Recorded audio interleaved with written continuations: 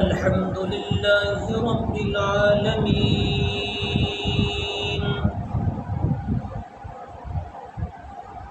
والعاقبة للمتقين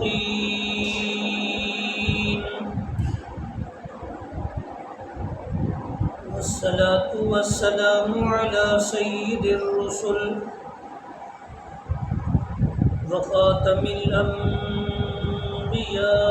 والمرسلين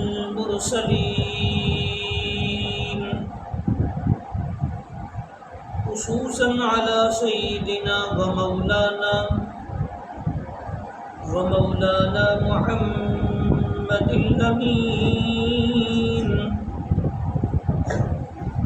وعلى آله وأصحابه وذرياته واتباعه إلى يوم الدين. قال الله تبارك وتعالى في كلام المجيد والفرقان الحميد: أعوذ بالله من الشيطان الرجيم. بسم الله الرحمن الرحيم. النبي أولى بالمؤمنين من أنفسهم وأزواجه أمهاتهم. قال الله تبارك وتعالى: إنما يريد الله ليذهب عنكم الرجس أهل البيت ويطهركم تطهيرا. قال النبي صلى الله عليه وسلم: اللهم هؤلاء أهل بيتي، أو كما قال عليه الصلاة والسلام. قال النبي صلى الله عليه وسلم: الحسين مني وأنا من الحسين، أو كما قال عليه الصلاة والسلام.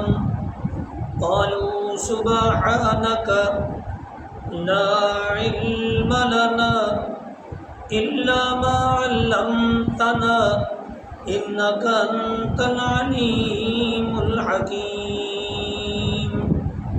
يا رب صل وسلم دائما أبدا على حبيبك خير الخلق كلهم.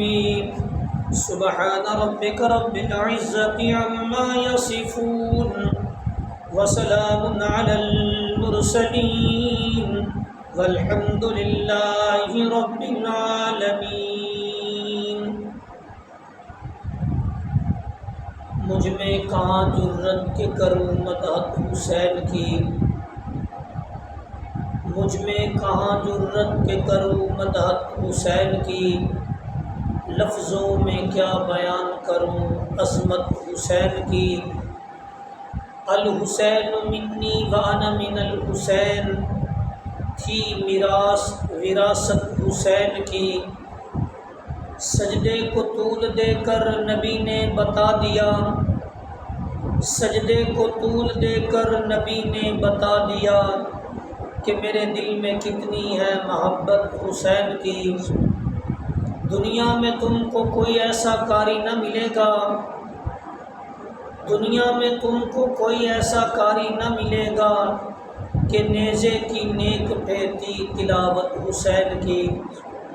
عزیزان مکرم، برادران اسلام، دوستوں، بزرگوں، بھائیوں، آج 8 محرم الحرام ہے اور 10 محرم الحرام کو نواسۂ رسول، جگر گوشہ بطول، امیر المومنین سیدنا حسین ابن علی رضی اللہ تعالی عنہ کی شہادت ہے. ظہر کی نماز کے اندر جمعہ والے دن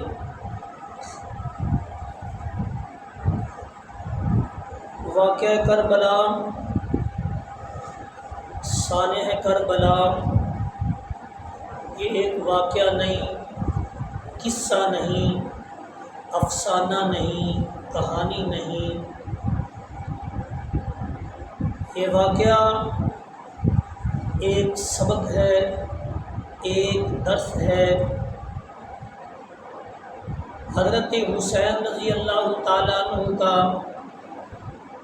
مکہ سے کربلا تک اٹھنے والا ایک ایک قدم جو ہے، اس کے اندر اللہ پاک کی بہت ساری حکمتیں، بہت ساری قدرتیں، بہت سارے راز چھپے ہوئے ہیں۔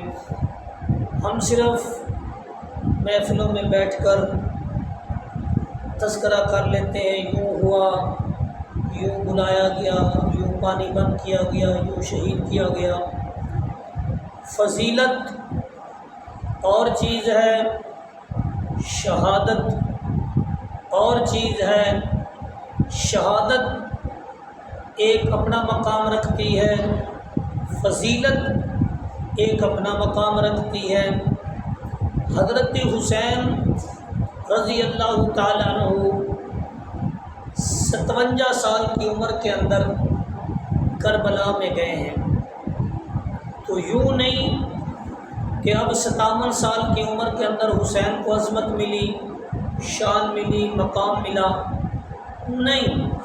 کربلا کا واقعہ پیش آنے سے پہلے بھی حسین حسین تھا، حسین عظمت والا تھا، حسین شان والا تھا، حسین قاری قرآن تھا، حسین غازی تھا، حسین مجاہد تھا۔ حضرت حسین رضی اللہ تعالیٰ عنہ کی شان اس سے پہلے بھی بلند و بالا تھی۔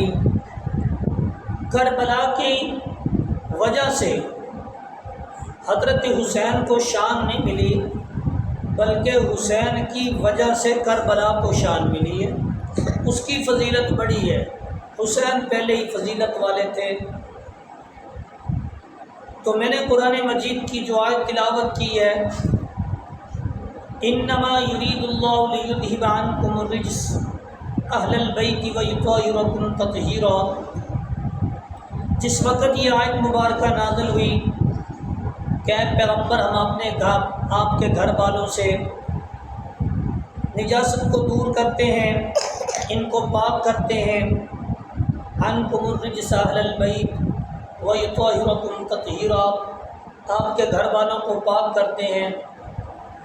تو اس وقت حضور نبی پاک صلی اللہ علیہ وسلم کی جتنی بھی ازواج مطہرات تھی، اما عائشہ صدیقہ اہل بیت میں شامل ہو گئی، اما ختیجہ اہل بیت میں شامل، حضرت میمونہ اہل بیت میں شامل، حضرت سودا اہل بیت میں شامل، حضرت زینب اہل بیت میں شامل، حضرت جویریہ اہل بیت میں شامل، حضرت ام سلمہ اہل بیت میں شامل۔ تو یعنی حضور علیہ السلام کی جو 11 بیویاں تھیں وہ اہل بیت میں شامل تھی۔ لیکن حضور نبی پاک صلی اللہ علیہ وسلم اس آیت مبارکہ کے نازل ہونے کے بعد گھر تشریف لائے۔ آپ علیہ السلام کے کندھے کے اوپر کملی تھی، رحمت والی چادر تھی، اتاری اور فرمایا علی جی یا رسول اللہ صلی اللہ علیہ وسلم، فرمایا میرے قریب آ جاؤ۔ حضرت علی تشریف لائے، حضور علیہ السلام نے حضرت علی کو اپنے ساتھ بٹھا لیا، فرمایا حسن جی نانا حضور، فرمایا قریب آ جاؤ۔ حضرت علی کے ساتھ حضرت حسن کو بٹھایا، حسین جی یا رسول اللہ صلی اللہ علیہ وسلم، فرمایا آؤ۔ حضرت حسن کے ساتھ حضرت حسین کو بٹھایا، فرمایا بیٹی فاطمہ ادھر آؤ۔ حضرت فاطمہ تشریف لائیں، حضور علیہ السلام نے حضرت علی، حسن، حسین، حضرت فاطمہ کو بٹھا کر کے پھر یہ چادر اتار کر کے اوپر کر کے فرمایا اللہم ہؤلاء اہل بیتی، اے اللہ یہ میرے اہل بیت ہیں، میں ان سے راضی ہوں، تو بھی ان سے راضی ہو جا۔ جو حضور علیہ السلام کی ازواج مطہرات بیویاں ہیں، گھر والی ہیں، وہ قرآن کی زبان سے اہل بیت ہیں، اور یہ لوگ حضور کی زبان سے اہل بیت ہیں۔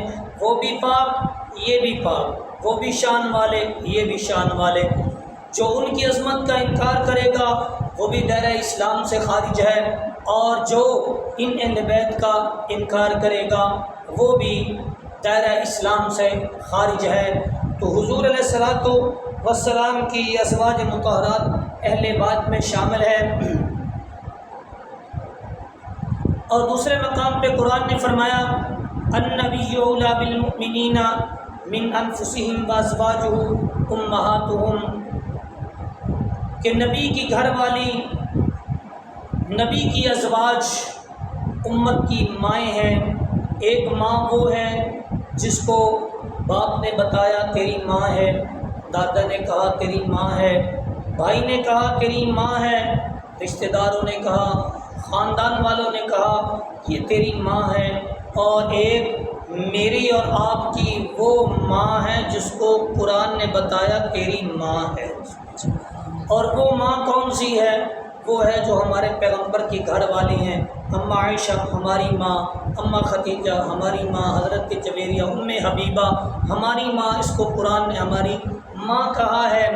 تو اگر خاندان والوں نے کہا تیری ماں ہے، اگر اس کو کوئی گال نکالے، کوئی برا بھلا کہے، اگر ہم حلالی ہیں، وفادار بیٹے ہیں، تو ہم اس سے گلے لگتے ہیں یا خود مر جاتے ہیں یا مار دیتے ہیں کہ تو نے میری ماں کو گالی کیوں دی۔ تو اسی طرح ہماری ان ماؤں کا ہم پہ کہیں زیادہ حق ہے کہ جو ان کو جو ہے بھونکے یا ان کے خلاف کوئی بھی زبان درازی گندے لفظ بولے، تو پھر بطریق اولا ہمارے اوپر حق ہے کہ ہم ان ماؤں کا دفاع کریں، ہم ان ماؤں کی حفاظت کریں، ہم ان کے بول بولیں اور دنیا والوں کو بتائیں کہ ہم نبی کی گھر والی ہماری مائیں ہیں، ان کی شان ہے، ان کا ایک مقام ہے۔ تو میں نے حدیث پاک پڑھی کہ الحسین منی وانا من الحسین،